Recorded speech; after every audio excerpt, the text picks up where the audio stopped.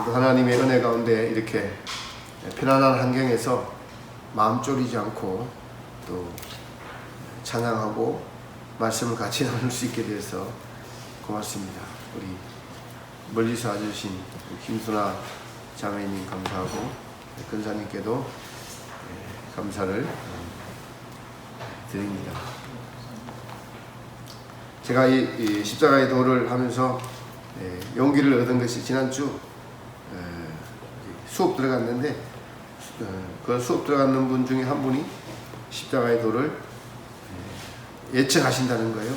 아니 그러면서도 옛날에 수업 시간에는 안 들렸던 것이 이 강의를 유튜브 강의를 보면서 들리더라는 거예요. 그래서 반복해서 들으라는 말이 와닿아서 계속 반복해서 이걸 듣다 보니까 수업 시간에 들리지 않는 것들이 들리더라는 내용입니다. 이건 하나님의 은혜예요, 여러분.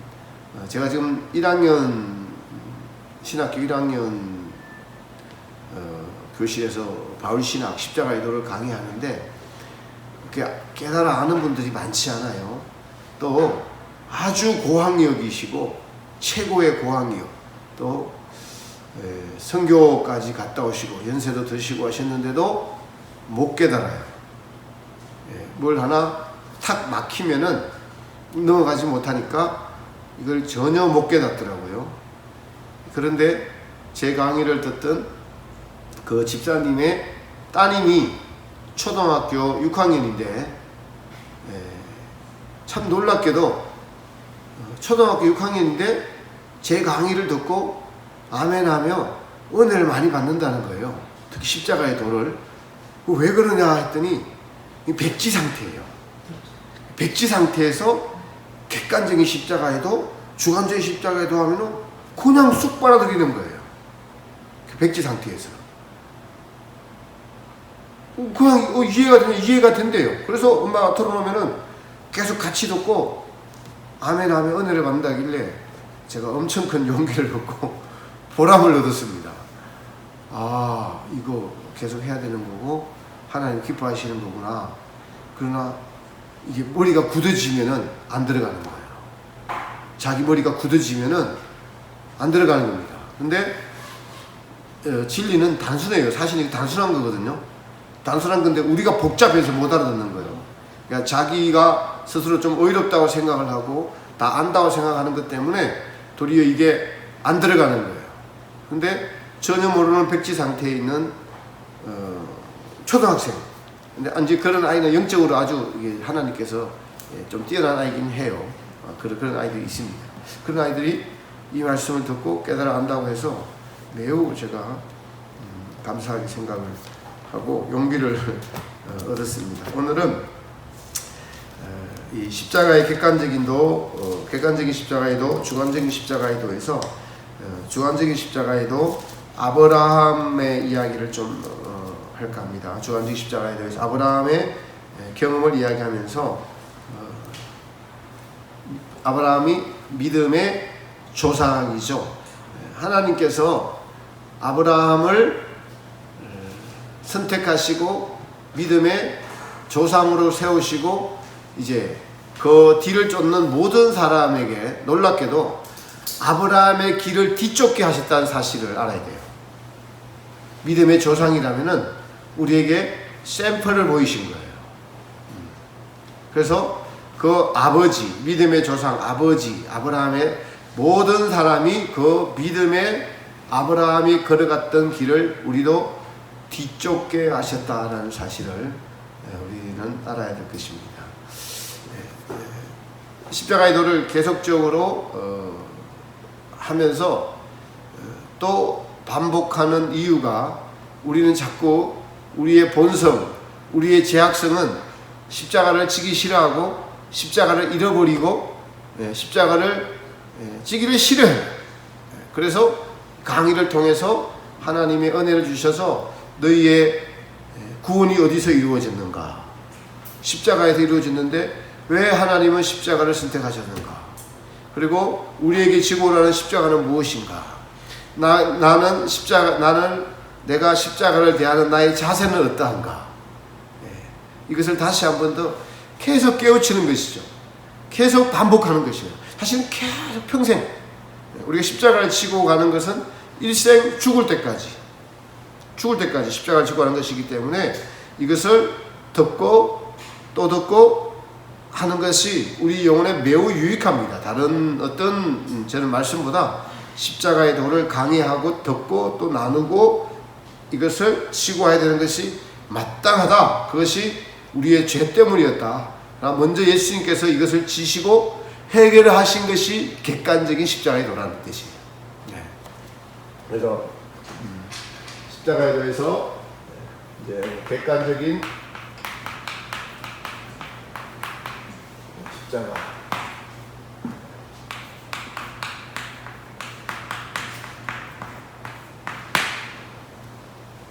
그래서 이 하나님과 그리스도께서는 영원전에 십자가에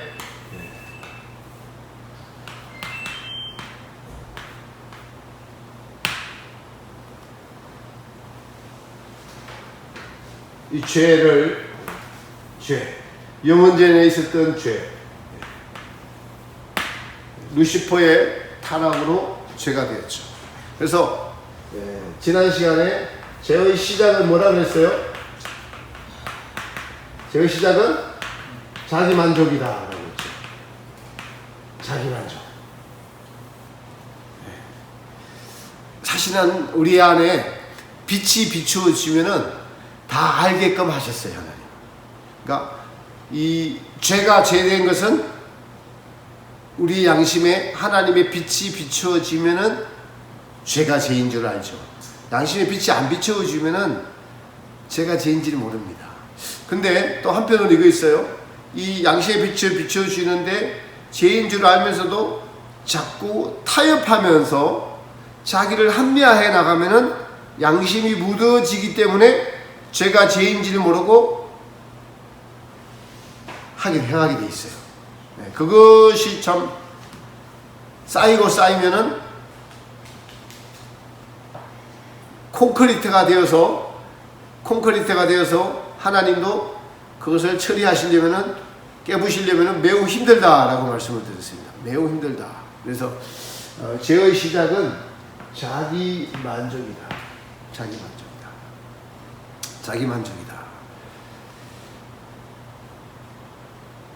그럼 반대는 뭘까요? 반대. 우리 인간은 하나님의 만족을 위해서, 하나님의 영광을 위해서 존재하는 거예요. 이게 반대예요.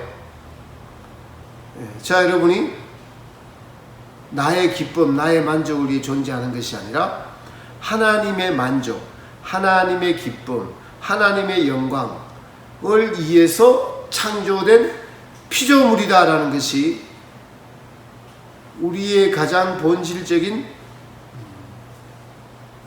위치, 또 나의 상태, 항상 나의 상태가 되어야 한다는 것입니다. 그래서 지금 이 생각이 나의 만족인가 하나님의 만족인가, 지금 이 말이 나의 만족인가 하나님께 영광이 되는가, 이것을 항상 분별하는 것, 분별하고 순종하는 것, 이것이 영적인 분별입니다. 영적인 분별에 이게 빛이고 한마디로 이게 어둠이에요, 여러분. 자기 만족이 어둠입니다. 그런데 태양이 떠 있는데 태양이 안 보이는 경우가 있죠. 낮에도 어떨 때 안 보이죠. 구름이 꼈을 때 안 보이죠. 구름이 두 가지가 있어요. 저는 구름도 시커먼 먹구름이 끼죠. 그럼 시커먼 먹구름이 있고 또 무슨 구름이 있어요? 하얀 구름, 뭉게구름이라고 하는 하얀 구름이 있어도 태양이 안 보여요. 제가 그 생각이 드는 것이, 까만 먹구름은 진짜 쬐가 가득해서 곧 뭐가 내립니까? 비가 내려요. 비가 내립니다. 그러면은 이제 구름이 없어지죠.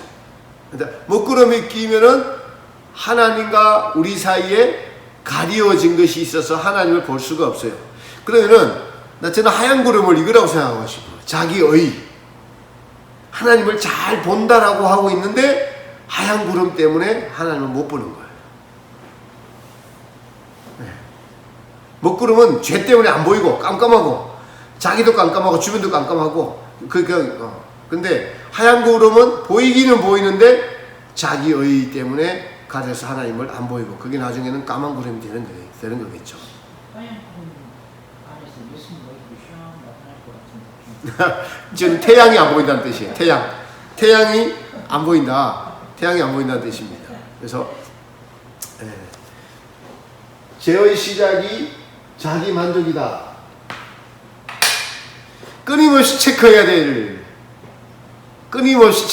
거예요, 이거. 그죠? 왜 화가 나죠? 내 기준이 마음에 안 드는 거예요. 그 일을 가지고 하나님도 화낼 거라고 생각을 해. 근데 하나님은 화 안 내실 경우가 더 많죠? 그죠? 요즘 상황에 대해서 어떤 분이 제게 보내준 그 문자가 아주 제게 교훈이 되더라고요. 하나님의 사랑과 공의는 항상 병행되어 가야 되는데 사랑의 무게가 더 있어야 된다는 거예요. 사랑과 공의가 같이 가는데 사랑의 무게 중심이 추가 더 올라가야 된다는 거예요. 사랑으로 기울어져야 된다. 그러니까 공의, 올바른 분별, 진리, 전하고 행하고 하는데 상대방에 대한 영혼에 대한 사랑이 더 커야 된다는 거예요. 근데 세상은 그렇지 않죠?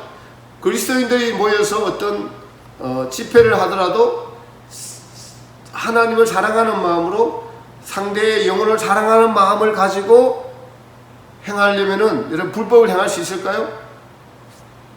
폭력 집회가 될까요?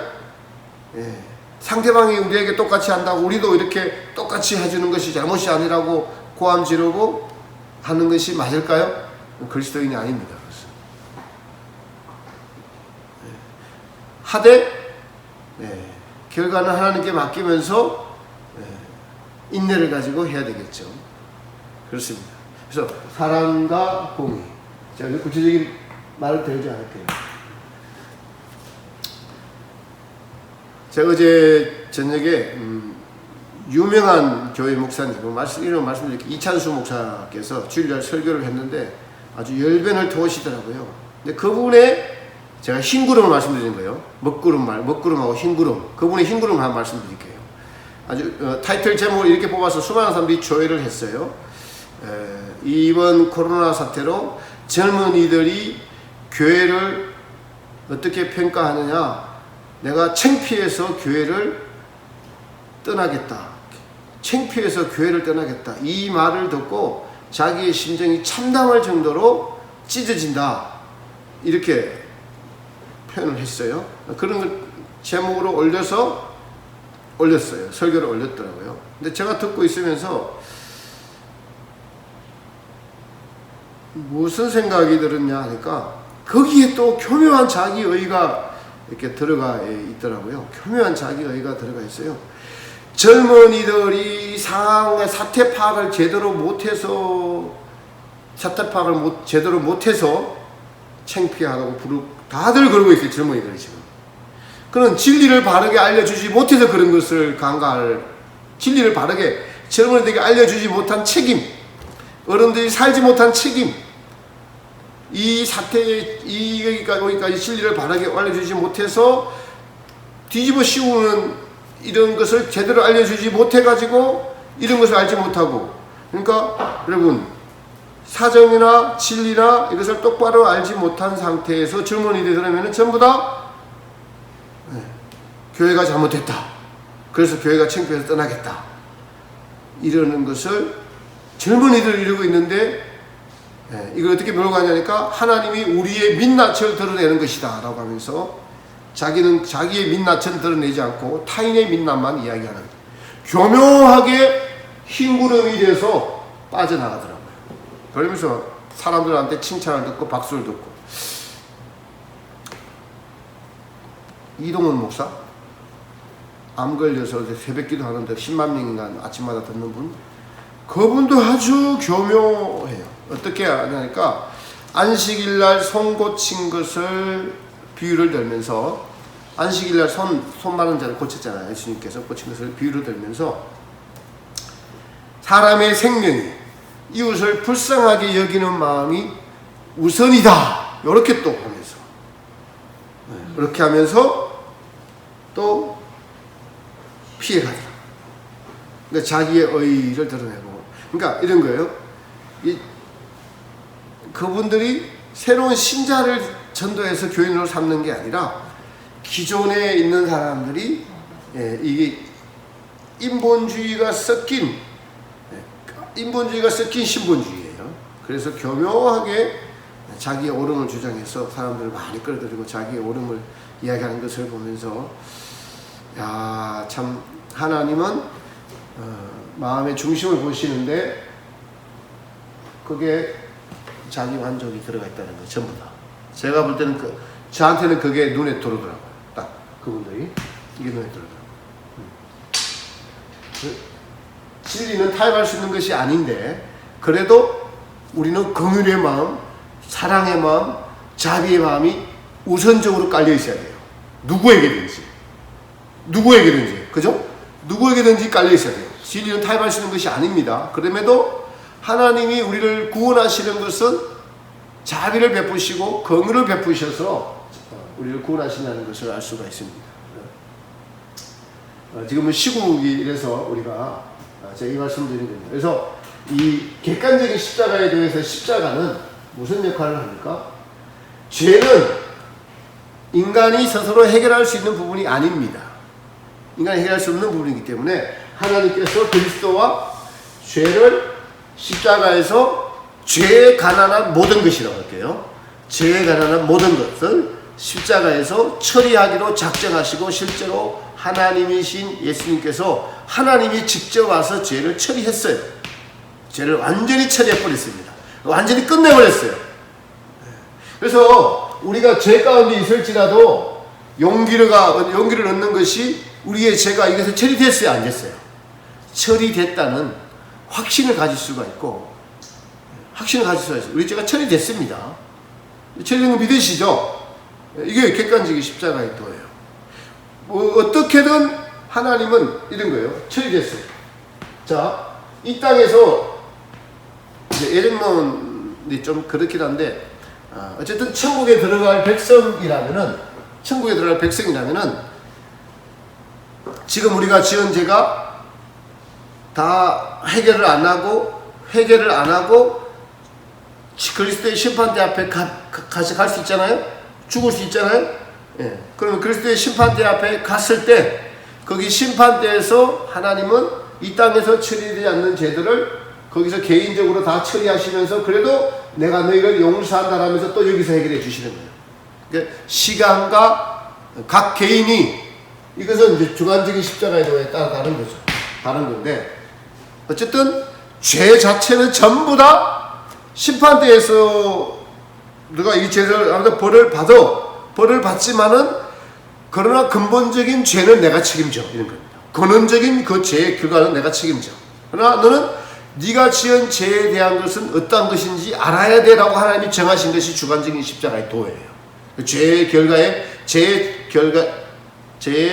처리의 결과, 행한 대로 갚으신 하나님의 원리, 죄의 처리의 결과가 여기서 반드시 해결하신다. 땅에서 해결되는 자들은 복 있는 자들이라는 것이고, 깨닫고 나의 잘못입니다. 내가 부족합니다. 남 탓하지 않고 이웃 탓하지 않고 하나님의 영광을 위하지 않고 나의 영광을 위해서 모든 것이 나의 죄입니다라고 고백하고 주님의 영광을 위해 살겠습니다라고 하는데도 우리 안에 뿌리 박힌 본성 때문에 또 죄를 범할 수밖에 없고 또 하나님께 나가는 의지보다 세상을 향한 의지가 남아있는 의지가 더 강하기 때문에 범죄할 수밖에 없고, 왜 그러냐면은 죄라는 이 본성이 수도 없이 우리가 자기를 사랑하고 자기를 합리하면서 그것을 마땅하다고 살아왔기 때문에, 수도 없이 마땅하다고 그것을 살아왔기 때문에, 이것을 깨부시려면은 그런 환경에서 내가 마땅하지 않습니다, 내가 옳지 않습니다라고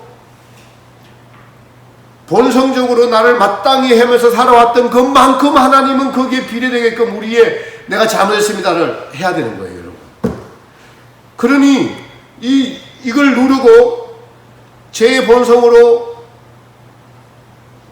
습관화된, 마땅히 여겼던, 나가 옳다고 마땅히 여겼던 것들을 반대편에서 깨뜨릴 때 한 방에 안 되는 거예요. 계속 이것도 반복적으로 해서 이쪽을 깨뜨리는 겁니다. 이해되세요? 네. 그래서 지금 우리가 이 모양이고 현재의 나의 모습이다라고 시인하시기 바랍니다. 시인하셔야 돼요. 시인하시는 것이 무슨 일이에요? 시인하셔야 돼요.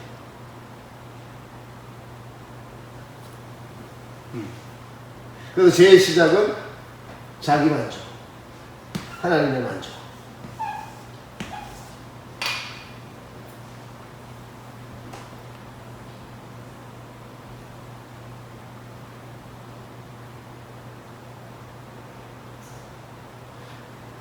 그 사실은 성장한다는 것은 분별하는 것이고, 하나님의 뜻, 하나님의 마음, 이걸 알아가는 것이 분별이고 성장이다라고 할 수가 있는 겁니다. 할 수가 있는 거예요. 다시 말씀드리지만은 십자가의 객관적인 십자가라는 뜻은 예수님께서 십자가에서 죄에 관한 모든 것들을 해결하셨다. 이것은 하나님이 하신 일이에요. 이 사실을 믿고 주관적인 십자가의 도가 있다는 거죠. 그래서 아브라함의 예를 들겠습니다. 창세기 12장 한번 펴볼까요?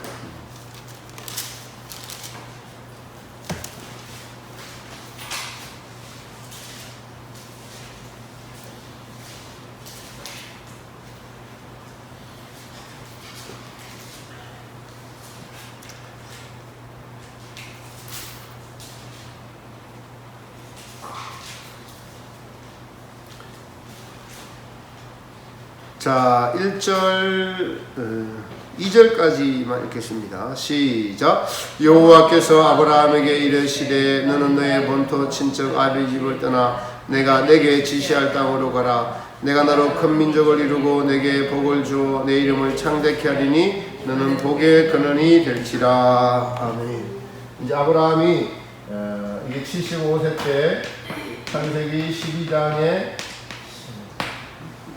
소명을 받고 출발합니다. 이게 우리는 출애굽을 한다라고. 이스라엘 민족들이 애굽을 떠나서 이제 하나님의 부르심을 받았어. 다른 말로는 생명책에 이름이 기록된 거예요. 근데 75세고 창세기 12장이고 아브라함의 믿음의 조상이 되어서 가나안 땅으로 가는 이 여정길, 그리고 인생 전체의 여정길이 믿음의 성장을 이루어 갔다라는 거예요. 근데 아브라함이 하나님의 4절에 보니까 이제 복 준다고 하니까 4절에 보니까 이 아브라함이 여호와의 뭐를 쫓아갔다고요? 말씀을 쫓아갔다. 말씀을 쫓아갔다. 그러니 저와 여러분에게도 하나님은 말씀을 주셔서 순종하게 하시고 이끌어 가시는 것을 알 수가 있습니다. 예, 그래서 아브라함과 그의 아내와 부모와 조카로과 식솔들을 다 이끌고 떠났어요. 떠났습니다. 가나안 땅으로 떠났습니다. 가나안 땅으로 떠났어요. 근데 가나안 땅에 들어가서 이제 보니까 첫 번째 한 일이 단을 쌓았습니다. 7절에 보니까 그가 자기에게 나타나신 여호와를 위하여 그곳에 단을 쌓고, 또 8절에도 베델 동편으로 옮겨서 또 단을 쌓고 여호와의 이름을 불렀더라 라고 말씀하고 있습니다. 하나님이 아브라함에게 나타나셔서 지시하시니까 이제 아브라함이 하나님을 믿고 하나님을 의지하고 이렇게 단을 쌓았다. 제단을 쌓았다. 예배를 드렸다. 그런데 점점 남방으로 나아갔어요. 옮겨갔더라. 그러니까 남방은 애굽 쪽을 말하는 거예요. 애굽 쪽. 근데 이제 문제가 생겼습니다. 기근이 생겼어요. 그 땅에 10절에 보니까 기근이 있으므로 아브라함이 애굽에 우구하려 거리로 내려갔으니 이는 그 땅에 기근이 심하였음이라. 애굽에 우구하려 하려. 이것은 하나님이 지시하지 않았어요. 아브라함이 환경에 밀려서, 환경에 쫓겨서 어쩔 수 없이 애굽으로 내려갔어요. 이 사실은 예수님을 믿는 모두가 처음 예수님을 믿었을 때는 은혜를 받고 출발을 합니다. 그리고 또 은혜를 받고 출발할 때 하나님께서는 이제 이스라엘 백성들에게는 똑같은 환경을 적용하면 이스라엘 백성들에게는 주변에 있는 애국 사람들이 은금과 폐물과 가축과 양떼들을 주어서 풍부하게 해서 내보내요. 그렇게 축복을 받고 내보냈는데 아브라함이 가나안 땅으로 도착해서 보니까 연단이 시작된 거예요. 이걸 첫 번째 1차 첫 번째 연단이라고 합니다. 연단이 시작됐습니다. 뭐예요? 기근이 들었어. 먹을 것이 없어. 그러니까 생존의 위협을 받는 겁니다. 생존의 위협을 받으니까 점점 남방으로 옮겨갔더라. 이건 어쩔 수 없는 선택이에요. 어쩔 수 없는 선택입니다. 하나님을 믿어서 처음에는 복 주고 복 준다고 했는데 들어가서 보니까 기근이 있었어요. 근데 처음부터 하나님께서 야 애국 너 가나안 땅에 가면은 먹을 것이 없고 기근이 들어서 점점 너 옮겨 힘들어질 거야. 이렇게 말했으면 아브라함이 안 따라가죠. 근데 복 주고 복 준다라고 해서 따라간대. 이제 하나님은 반드시 복 주시는 분 맞는데 그 복을 주시는 과정이 있더라는 거예요. 그 과정이 바로 아브라함의 믿음의 성장을 위한 연단 과정이 있다는 거예요. 연단. 믿음은 연단을 통해서만 믿음이 생긴다. 그래서 아브라함은 환경을 따라갔고 가다 보니까 애굽 땅까지 이르렀어요. 근데 애굽 땅까지 이르렀는데 더 기막힌 환경이 이제 생기게 되는 것이 무엇이 생깁니까? 아내 사례의 연고로 집안이 더 어렵게 되죠. 11절에 이렇게 말합니다. 그가 애굽에 가까이 이를 때에 그 아내 사례들을 말하되 나 알기에 그대는 아리따운 여인이라. 애굽 사람이 그들을 볼 때 이르기를 이는 그의 아내라 하고 나는 죽이고 그대는 살리리니 원컨대 그대는 나의 누이라 하라. 그리하면 내가 그대로 인하여 안전하고 내 목숨이 그대로 인하여 보존하겠노라 하니라. 그냥 성경은 다른 말 하지 않고 아내가 아리따운 것 때문에 걱정하고 걱정하는 일이 그대로 되어버렸어요. 그래서 애굽 사람들이 그걸 봤어. 그러나 애굽 사람들이 알지 못하는 것은 아내인 줄을 모르고 사촌 누이인 줄 알고 데리고 갔습니다. 그래서 궁에 취하여 들어갔습니다. 궁으로. 근데 여호와께서 이제 아브라함은 바로가 양과 소와 노비와 암수 나귀 약대를 마누라고 바꿨어요. 줬어. 그런데 하나님은 이제 아브라함을 보호하시잖아요. 아브라함의 연고로 바로의 집안에 큰 재앙을 내게 되고 바로가 이것을 알게 됐습니다. 자기가 데리고 온 여자 때문에 자기가 집에 재앙이 되는 것을 알게 돼서 아브라함을 불러서 네가 어떻게 나를 이렇게 대접하느냐, 어떻게 누이라고 하지 내 아내라고 하지 않고 누이라고 날 쏘겠느냐 라고 하면서 혼을 내고 대신 또 모든 소유를 보내면서 더 크게 축복해 줘서 내보내요. 그러니까 이 상황에서 아브라함은 일방적으로 하나님이 축복해 주신 것을 경험하는 겁니다. 그러니까 자기의 힘으로는 아무것도 할 수 없는 연약한 존재라는 것을 깨닫게 돼요. 특히 이때는 환경으로 통해서 가뭄이라는 환경, 가뭄의 환경. 두 번째로는 아내를 빼앗기는 이 절망을 경험하게 했을 때. 그리고 나중에 또 들키기까지 합니다. 그죠? 다 뽀록 다 나요. 아브라함의 체면, 아브라함의 뭐 이런 것 아무것도 없이 뽀록이 다 납니다. 이 일이 있고 난 이후에 아브라함은 이때부터 이제 사례한테 꽉 잡혀 사는 거예요. 나를 팔아가지고 저 양, 소, 은금, 폐물, 사례가 그걸 볼 때마다 뭐라 그랬겠어요? 성질이 날까 안 날까요? 나를 팔아가지고 갖고 온 거야. 그러니 아브라함이 꼼짝 말합니다. 모든 양과 소와 양떼들이 다 사례 것이 사례 것. 아브라함 게 아니라 사례 거야. 예. 눈에 보이니까 어떡합니까? 눈에 보이니까. 그래서 이제 이 첫 번째 연단의 큰 단계를 넘기고 이런 경험이 있고 난 이후에 너무 부자가 되니까 롯과 동거할 수가 없어요.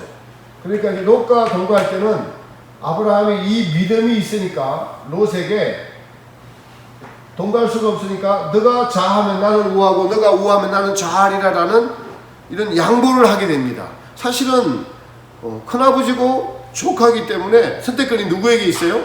아브라함에게 있는데도 불구하고 아브라함이 롯에게 양보할 수 있는 것은 경험된 믿음이 있기 때문에 그래요. 이 나에게 주신 이 축복이 누구에게부터 왔어요? 하나님에게서 온 것을 너무나 절절하게 깨달았어요. 자기 힘으로 이룬 것이 하나도 없어요. 하나님이 축복해 주셔서 내가 이런 큰 축복을 받게 됐으니까 앞으로 어디를 가든지 보세요. 가나안 땅이 기근이 들어가고 애굽으로 갔는데 더 먹을 것이 없었는데 완전히 죽게 됐는데 거기다 아내까지 뺏기게 되었어요.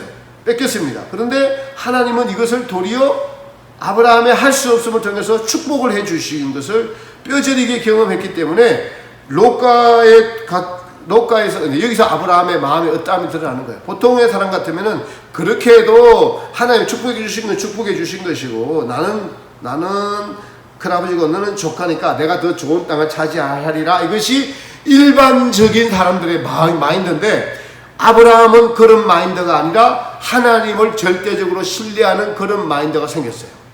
그래서 롯에게 양보할 수 있다는 겁니다. 여러분 보세요. 여러분 하나님을 믿고 양보하며 살아왔습니까? 하나님을 믿고 모든 것을 하나님의 뜻대로 하옵소서 하면서 재산과 여러분 뭐 소유들과 이런 것들을 양보하며 살아왔냐고. 아브라함은 양보를 했어요. 왜요? 하나님이 내게 주신 것들이니까 앞으로도 하나님이 책임지실 거야. 이 믿음. 이게 아브라함의 마음밭이에요. 마음밭. 매우 중요합니다. 이게 사실은 육축, 은금, 폐물 이거 생긴 것들은 없어진 것인데 하나님은 아브라함의 마음을 다루시는 거예요. 아브라함의 마음을. 그래서 육축과 은금이 풍부하고 이제 롯에게 양보를 하는 아브라함의 마음밭, 믿음, 이걸 우리가 볼 수가 있습니다. 볼 수가 있어요. 그런데 이 롯이 택한 곳은 소돔과 가까운 소알 땅이었습니다. 소알 땅이었어요. 그래서 요단에서 우리가 가면 요단 강가에서부터 지금의 사해가 있는 이쪽이 아주 그러니까 곡창지대에서 왜냐하니까 물이 있어요. 물이 요단이 쭉 따라 흐르면서 요단 하류예요. 요단 하류고 거기서 나중에 보니까 또 엘리사의 샘물이 터져 나왔어요. 그래서 여리고성이 돼가지고요. 여리고성은 그래서 지금도 그러니까 아랍인들, 팔레스타인들의 휴양지예요. 돈 있는 아랍인들이 거기 와서 지금도 살아요. 그러니까 그거는 그때부터 지금까지 계속적으로 그렇게 진행이 되고 있어요. 바로 그래서 그것이 사해가 돼요. 그 물이 사해로 들어갑니다. 이 소돔과 고모라가 성이 되고 난 이후부터는 사해가 되는 거예요. 그 땅이 그렇게 됩니다. 그런데도 기온이 영하로 그러니까 거기가 해발이 더 내려가요. 육지보다 더 내려가요. 그래서 사해라고 그러는 거예요. 해발 0m부터 우리가 바다잖아요. 근데 거기는 육지예요. 육지인데도 더 내려가서 해발 한 200-300m 돼요. 마이너스 200-300m. 그래서 바다 사해라고 하는 이유가 거기에 있습니다. 빠져나가지고 네, 네. 근데 이렇게 환경이 좋은 데는 사람들이 살겠죠. 많은 사람들이 사는데 환경이 좋은 데 사람들이 사니까 소돔 사람들은 성경에 보니까 악하였더라. 요 앞에 큰 죄인이었더라. 그곳에 가까이 간 것이 문제입니다. 그래서 우리가 하나님의 보호하심을 힘입어서 광야 여정길에 가면서 광야의 끝자락에 있는 것이 우리에게는 축복입니다. 세상에 잘 되고 잘 먹고 잘 사는 이름 있고 이런 데 가면은 그것이 세상과 가까이 있다는 사실을 알아야 돼요. 기독교가 환경이 좋으면 타락합니다. 반드시 타락하게 돼 있어요. 왜냐하니까 자기 만족을 위해서 살아가는 환경이 되어버리기 때문에 그래요. 광야는 자기 만족할 수 있는 환경 자체가 별로 없어요. 그래서 하나님을 찾을 수밖에 없는 환경이 광야입니다. 그래서 하나님께 작은 것으로 감사하고 기뻐하고 기도하고 하나님만 의지하고 이 광야인데, 여기는 물질이 풍부하면 하나님을 찾을 이유가 없어요. 그렇게 배고프지 않고 원하는 대로 되고 갖출 거 다 갖추고 있으면은 진심으로 하나님을 찾고 하지 않는 것이, 이게 자기 만족에 익숙해진 인생이 되어버리는 습관이 되어버렸어요. 자기 만족에 익숙해진 인생이 되어버리기 때문에 타락합니다. 마찬가지 소돔과 고모라 땅에 간 롯도 마찬가지. 그렇게 해서 타락해버리잖아요. 거기 들어가서 식구들끼리. 나중에 롯과 그 두 딸만 건집을 받고 나머지는 다 소돔과 고모라 성이 불과 유황불에 타서 죄가 되잖아요. 심판에 우리에게 샘플이 되고 있잖아요. 그래서 자, 여러분들에게 빛을 따라 갈 수 있는 이 광야, 항상 시험이 있고 항상 우리에게 하나님이 누구신가라고 긴장할 수 있도록 주시는 환경이 복된 환경이다. 일용할 양식을 위해서 기도하고, 일용할 양식을 위해서 기도하고, 또 나와 하나님의 관계에서 긴장할 수 있도록 깨워주시는 환경들이 우리에게는 복된 환경이다. 지금 사실은 코로나로 인해 갖고 우리 그리스도인들이 교회가 기도하지 않을 수 없는 환경이에요. 지금 그죠? 예배 자체를 지금 못 드리는 환경이니 얼마나 이런 적이 언제 있었습니까? 예배를 지금 안 되는, 예배가 하나님과 평상시 신앙이 좋은 사람들은 하나님과 계속 교통하며 가도 괜찮은 그런 사람들이 얼마나 있을까요? 별로 없단 말이에요. 그러면 일반 우리 그리스도인들은 같이 와서 예배 드릴 때 하나님의 자비와 긍휼과 은혜가 임하는데 그걸 안 드리고 못 드리게 된 이런 환경이, 어디부터 제일 크게 교회부터 덜쳐내는 것이 하나님 뜻이에요. 하나님의 심판입니다. 교회부터 덜쳐내는 것이.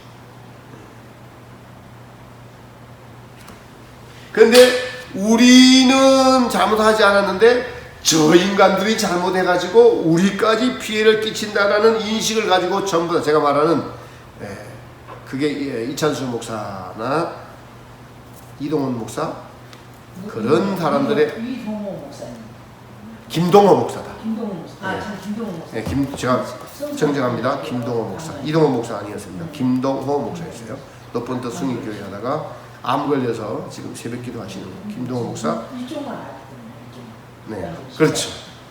그곳에서 연도시기 때문에. 그래서 제 눈에는 그게 보이더라고요. 안식일날 주님이 고쳤다. 사람의 생명을 중요시 여긴다. 그는 몸을 중요시 하는 게 아니라 영혼을 중요시 여겨서 천국 보내려고 하는 그거를 땅에서 샘플로 보여준 것인데 그게 진짜가 아니거든요. 예수님이 누군지 믿게 해주려고 그렇게 한 것들이에요. 불쌍히 여기서. 놔두면 지옥 가니까. 그런 것을 그러니까 그게 인본이 섞이면은 그렇게 해석하고 많은 사람들이 그것에 동조를 하고 진짜 천국을 못 보게 하는 거예요. 가리더라고.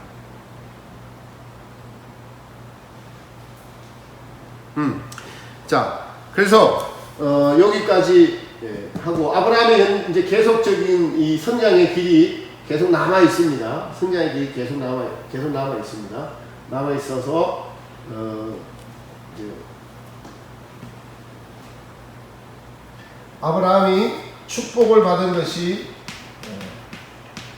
우리가 말하는 신광야라고 하는 축복을 받았고, 그리고 이제 롯과 헤어지고 롯이 잡혀갑니다. 롯을 구출하는 과정, 이때는 이제 아브라함이 이 힘이 있어요. 그죠? 힘이 생겼습니다. 그래서 318명의 병사를 데리고 롯을 왕과의 싸움에서 롯을 구출해 내는 때가 85세예요. 85세. 75세에 출발해서 85세. 그리고 이스마엘을 얻죠, 여기서. 85세 때 이스마엘을 얻습니다. 롯을 구출하고 난 뒤에 이스마엘을 얻고, 그리고 99세에 이삭을 얻게 됩니다. 자. 이걸 가지고, 요 내용을 가지고 기초 삼아서 로마서 4장을 보면은 아브라함이 십자가의 주관적인 십자가의 도를 통과해서 어떻게 죄에서 해방되는가 알 수가 있습니다. 요걸 하려고 지금까지 아브라함 이야기를 했고, 시사적인 이야기도 여러 가지를 했습니다. 네. 우리 로마서 4장 한번 같이 펴보겠습니다.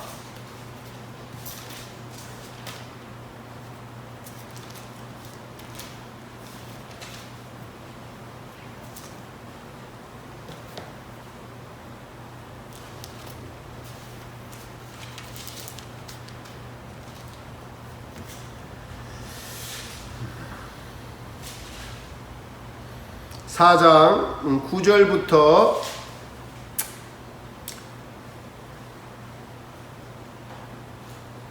12절까지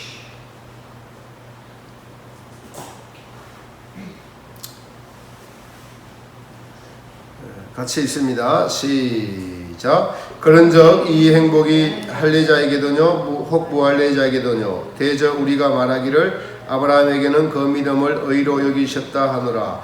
그런즉 이를 어떻게 여기셨느뇨? 할례시냐 무할례시냐? 할례시가 아니라 무할례시니라. 제가 할례의 표를 받은 것은 무할례시의 믿음으로 된 의를 인친 것이니 이는 무할례자로서 믿는 모든 자의 조상이 되어 저희로 의로 여기심을 얻게 하려 하심이라. 또한 할례자의 조상이 되었나니 곧 할례 받을 자에게뿐 아니라 우리 조상 아브라함의 무할례시 가졌던 믿음의 자취를 쫓는 자들에게도 니라. 아멘. 지금 객관적인 십자가의 도에서 하나님은 죄를 하나님의 방법으로 십자가에서 해결하시고 각 개인에게 적용을 시키셔서 믿음의 성장을 이루어 나가면서 죄를 없이 하시는, 그러니까 연단시키셔서 하나님의 백성 만드시는 것을 샘플을 아브라함을 통해서 지금 보여주고 있는 것을, 이걸 제가 지금 주관적인 십자가에도 아브라함도 누구도 전부 다 이 믿음의 성장의 길을 가면서 이 죄를 없이 하시는 하나님의 이 법칙, 하나님의 예정하심, 하나님의 인도하심을 제가 지금 로마서를 통해서 또 창세기를 통해서 보여드리고 있는 겁니다. 로마서를 어떻게 구성이 되어 있는가는 나중에 로마서 강의할 때 한번 하도록 하는데, 잠깐 하자면은 1장은 인사를 하고 이 죄에 대해서 나열을 해요. 죄에 대해서. 그러니까 인류의 죄, 성생된 자들의 죄, 율법을 가진 자들의 죄, 일반적인 죄, 이렇게 죄를 나누어서 사도 바울이 쭉 설명을 합니다. 쭉 설명을 하고, 중요한 사실은 바울이 이 로마서를 쓴 목적은 1장 12절에 보면은 내가 너희를 보기를 심히 원하는 것은 무슨 신령한 은사라고 해요. 무슨 신령한 은사. 자, 이거는 찬영이 읽겠습니다. 로마서를 쓴 목적 1장 11절에 내가 너희를 보기 심히 원하는 것은 무슨 신령한 은사라고 해요. 신령한 은사, 이게 뭐냐?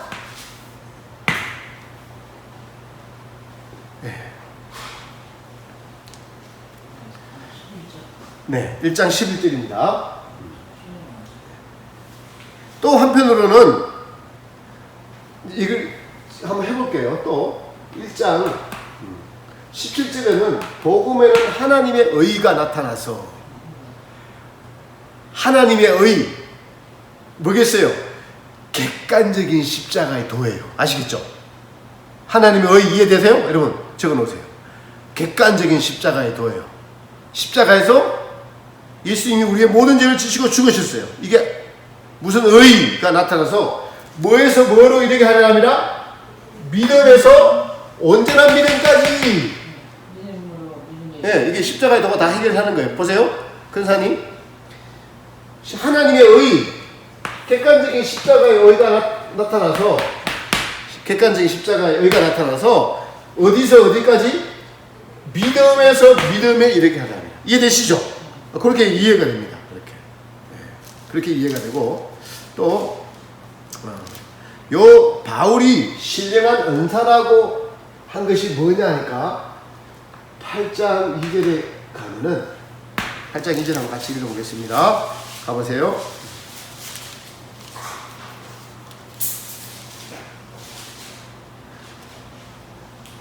같이 읽습니다. 시작. 이는 그리스도 예수 안에 있는 생명의 성령의 법이 죄와 사망의 법을 선을 해방하였습니다. 아멘. 여기 죄와 사망의 법과 생명의 성령의 법은 따로 나중에 해석을 하도록 하는데, 지금 잠깐 말씀을 드리면은 바울이 자기가 경험한 무슨 신령한 은사, 그래서 이것이 무슨 은사냐고 하니까 생명의 성령의 법이거든요. 예. 이게 그러니까 바울 개인의 체험이에요. 이게 중요합니다. 바울의 개인의 자, 여러분, 아브라함이, 지금 제가 아브라함을 설명하죠. 아브라함의 개인의 체험들이 이렇게 진행된 거예요. 처음부터 롯하고 같이 있을 때, 아브라함이 별로 경험이 없을 때 롯에게 좋은 자리를 양보할 수가 없었어요. 근데 하나님이 은근과 와이프를 빼앗기 위해서까지 절망의 상태에 이르러서 나를 아무것도 할 수 없고 그냥 절망 그 자체에 있었는데, 하나님이 일방적으로 아내도 구해주고 도리어 은근과 폐물, 육축 이 많은 것을 주셔갖고 다시 와서 거부가 되게 하셨어요. 그 누가 하신 거예요? 하나님이 하신 것을 잊지 않았어요. 그러니까 롯에게 양보할 수 있는 믿음의 마음이 생긴 거예요. 이게 경험을 통해서 이렇게 됐다는 거예요. 경험을 통해서. 아브라함의 경험을 통해서. 그 믿음의 성장을 이루어갔다는 거예요. 바울도 자기의 믿음의 성장, 믿음의 연단, 믿음의 경험을 적은 것이 노마스예요. 자기 경험을 적은 것이 노마스인데, 제가 여기서 강조하고 싶고 말씀드리고 싶은 것은 많은 목회자들이나 부흥사들이나 설교자들이 이 바울의 생명의 성령의 법을 믿어라라고, 입 벌리고 믿어라라고 입 벌리고 던져 넣으라는 거예요. 그런 게 아니라는 거예요. 이걸 여러분 믿으십시오. 아멘, 아멘 하더라고. 아멘 한다고 받아지는 게 아니다. 때가 되고 경험이 돼야 되는 것들이에요, 이게. 그러니까 하나님이 정하신 연단을 맞췄을 때 되는 것이다라는 거예요. 이게. 무슨 신령한 은사. 사실은 이건 조금 더 하면은 고린도전서 12장 마지막 절에 가면은 성령의 12가지 은사를 쭉 나열하고 너희는 더욱 큰 은사를 사모하라 이렇게 말합니다. 그 은사랑 이 은사랑 같은 거예요. 무슨 신령한 은사? 근데 이 은사가 바울 개인적으로 무슨 은사니까 생명의 성령의 법이 들어왔어요. 죄와 사망의 법에서 너를 해방하였습니다. 이게 지금 사실은 이게 세 번째고, 첫 번째고, 이거는 제가 쓴 거고, 두 번째가 뭐냐 하니까 아브라함의 예를 들어서 이 생명의 성령의 법과 로마서 4장에 죄를 쭉 나열하다가 하나님의 의, 십자가의 도에 하나님의 의, 이걸로 제사하는 하나님의 의가 나오죠. 하나님의 의가 나오고, 그 다음에 아브라함을 끌어다가 이 의를 설명을 하면서 자기의 처음과 아브라함의 같은 아브라함이 걸어가서 아브라함이 느끼는 것을 다른 식으로 표현하는데 이게 지금 우리가 읽은 내용들이에요.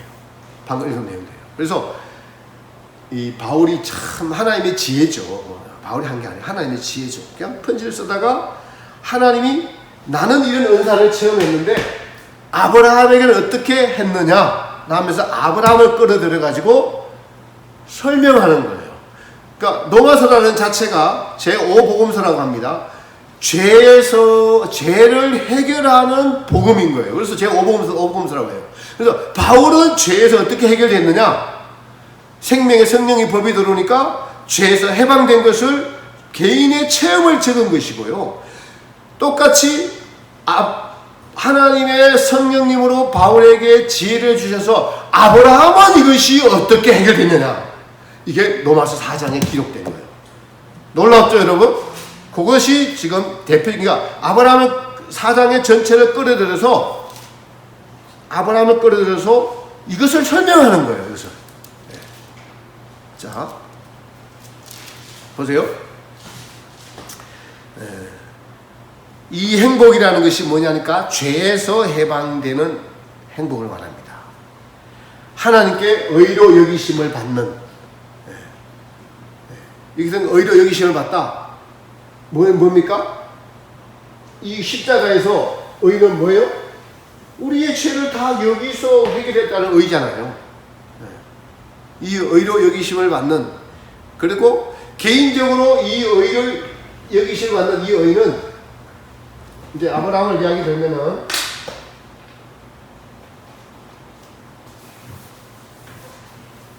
소명을 받고 우리가 알던 여기 75세 때 출발을 하고 85세 때 의로 여기심을 받는 칭의가 있습니다. 구체적으로 99세 때 덕의. 근데 여기서 이 행복은 여기를 말하는 거예요. 이 행복. 불법을 사심을 받고 그 죄를 가려주심을 받는 자는 복이 있고 주께서 그를 인정치 아니하는 사람은 복이 있다라는 것은 여기를 가리켜 이야기합니다.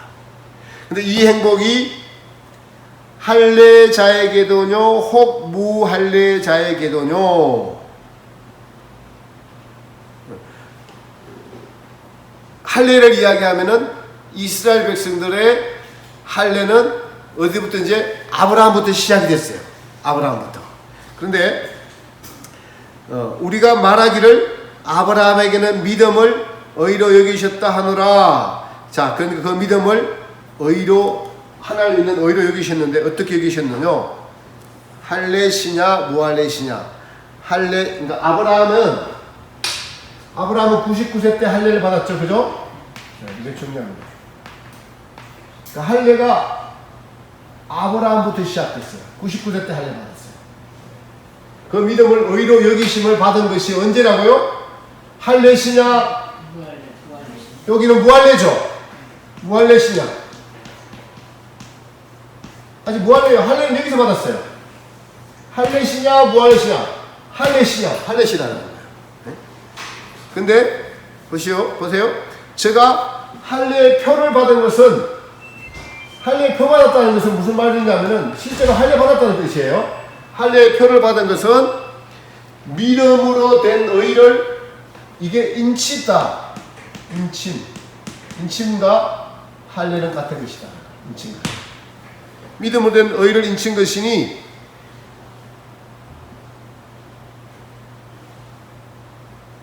자, 요걸 먼저 얘기했노. 제가 이 칭의 의를 받은 것은 그러니까 할례 표를 받은 것은 무할례시에 된 의를 인친 것이다. 여기서 근데 아브라함의 85세 때 칭의를 받았어요. 이것은 창세기 15장에 가면은 나옵니다. 이를 의로 여겨주셨다고 창세기 15장에 나와요. 여기는 지금 창세기 17장이에요. 네. 여기는 12장, 네, 여기는 창세기 15장, 여기는 창세기 17장, 15장에 너의 믿음을 지금까지의 10년 동안의 믿음을 내가 의로 여기겠다라고 구체적으로 말씀하세요. 15장에. 그죠? 네. 반드시. 그런데 아브라함이 할례를 표방하는 것은 무할례 시에 믿음으로 된 여기까지 의를 이제 여기 와서 인친 것이다. 인친과 할례는 같은 것이다. 근데 놀랍게도 아브라함의 할례는 아브라함은 육적인 할례를 받으면서 영적인 할례를 같이 받은 거예요. 영적인 할례가 뭐냐? 곧 그리스도의 할례, 마음의 할례.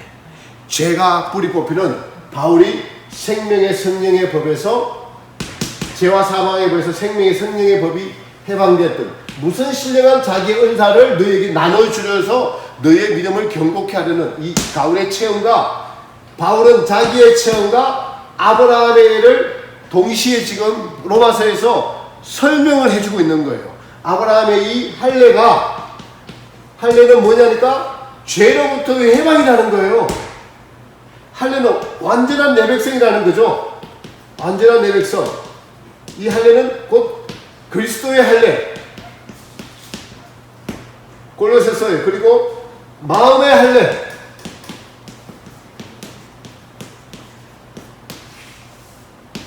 같은. 이게 뭡니까? 죄에서부터 해방됐다는 뜻이에요. 할례라는 것은.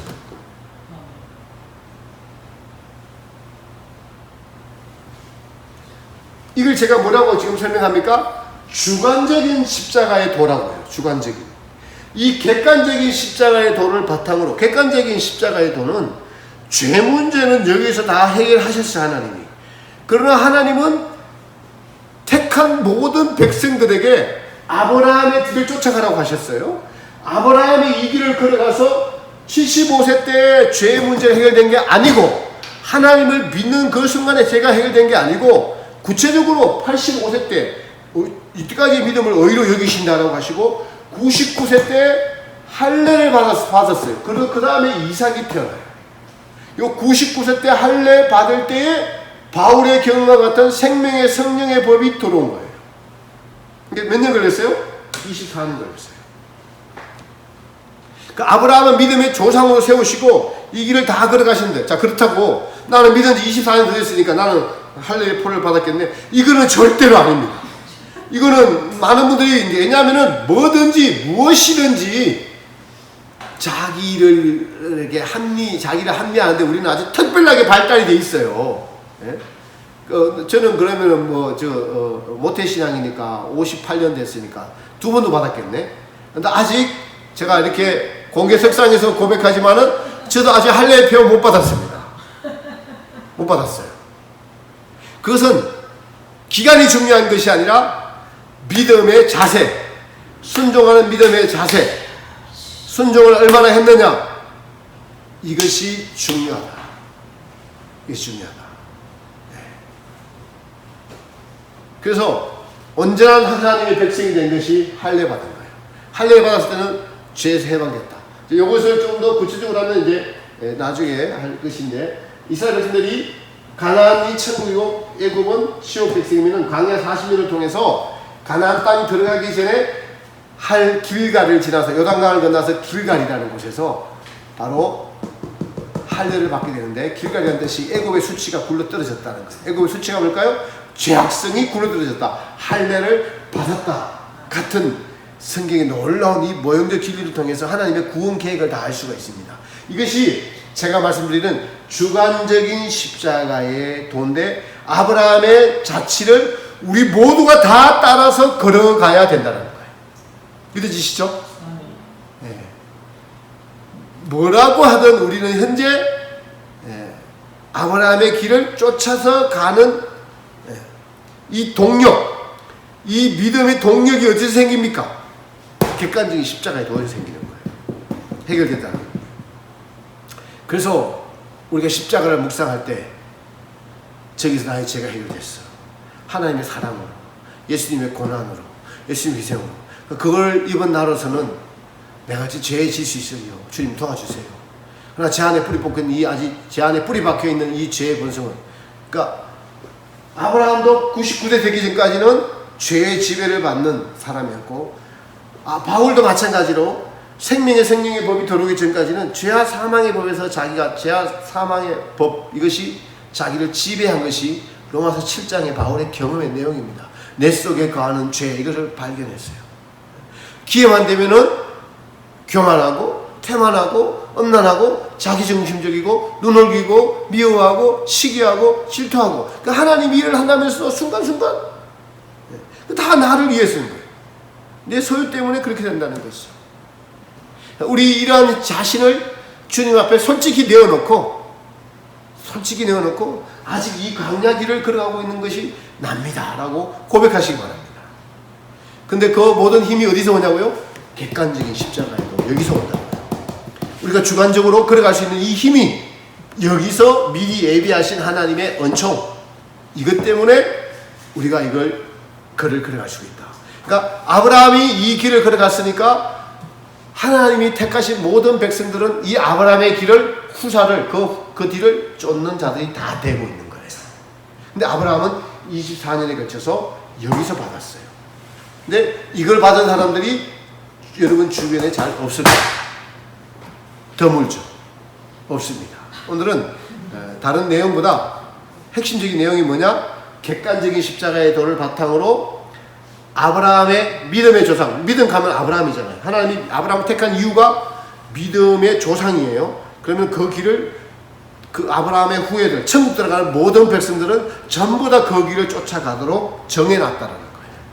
그러니까 믿음의 연단을 통해서 99세 때 할례를 받을 때 받고 나서 비로소 보세요. 이삭이라는 것이 무슨 의미입니까? 아브라함이 능력이 있었어요? 없었어요? 전혀 할례가 능력이 있었어요? 전혀 능력이 없었죠. 그래서 새 생명을 받은 거예요. 이삭을 받을 때 아브라함은. 바울이 말하는 새로운 생명의 법을 받은 겁니다. 그래서 생명이 뭔지를 몰라요. 광야를 통과하고 있을 때는 성령님이 계셔서 생명의 역할을 하지만 온전한 생명의 역할을 하지 못합니다. 할례를 받아야지 온전한 생명의 역할을 할 수가 있는 거예요. 생명이 되신 것입니다. 우리 그 진리를, 놀라운 진리를 이 마지막 때 알려주시고 십자가의 도를 적용해서 또 풀이할 수 있도록 해주신 일 하나님께 감사하면서 지식으로 아는 것으로 끝나지 않고 아브라함도 이 길을 걸어갔으니까 하나님 뜻대로 하옵소서. 나의 만족이 아닌 하나님의 만족을 위해서 살 수 있는 믿음, 그쪽을 선택할 수 있는 은혜, 자비, 긍휼을 베풀어 주시고 정직한 마음을 허락하셔서 하나님 앞에 나의 그 땀을 내놓고 주님이 다스리는, 주님이 통치하시는 나의 천국이 되기를 원합니다 라고 주와 이름을 내어드리기 바랍니다. 그것이 믿음을 향한 길입니다. 놀라운 진리를 주셨은즉 지식으로 끝나지 않고 삶에 적용시켜서 하나님이 기뻐하시는 이 말씀을 듣는 저와 여러분 되시기를 예수님의 이름으로 축복합니다. 네.